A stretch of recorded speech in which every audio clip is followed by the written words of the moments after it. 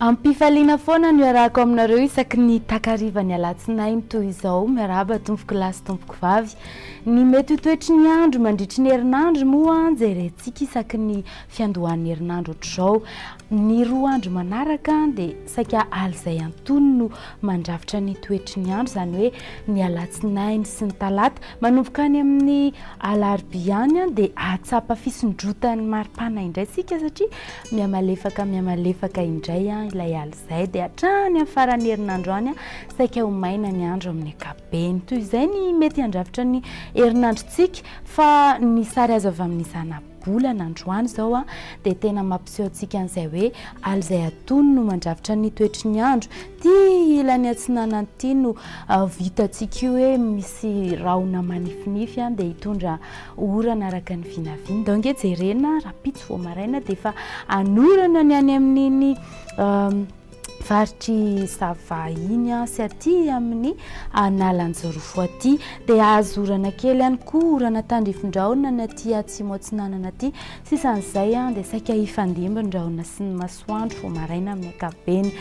amin'ny tolakandro indray mbola hitohy anorana trany aty sava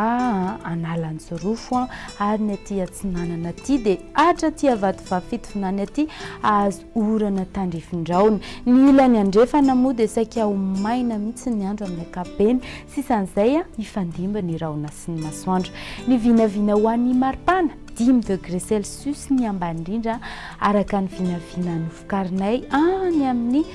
faritry vakina karatrany ary manodidina ny 3 degré kosa indray ny maripana ambony indrindra any Mahevatanana any ny eto amin'ny afovoantany moa dia manodidina ny 20 hatramin'ny 4 degré celsius ho an'ireo tanan-dehibe vitsivitsy ivelan'ny Madagasikara ary amaranantsika ny fiarahana toy ny mahazatra ny any Paris sy ny any Nairobi no hifandimba ny rahona sy ny masoandro ny any Milao indray migaingaina be ny andro mipalika be ny masoandro fa ny any Johannesburg sy Bangkok any dia ahitana orana tandrifindraona ho an'ireo nosy manodidina antsika dia saika hifandimban-drahona sy ny masoandro maina ny andro ny any Port Louis sy Seychelles fa ny any Comore any no somary ahitana orana tandrifindraona hibalika indray nefa amin'ny masoandro any Saint-Denis any dia mirary herinandro feno fahazotoana ho antsika rehetrarehetra indray izay avy eto amin'ny Meteo Madagasikara dia viloma aby ary moa dia amin'ny lasinainy indray isika mifankahita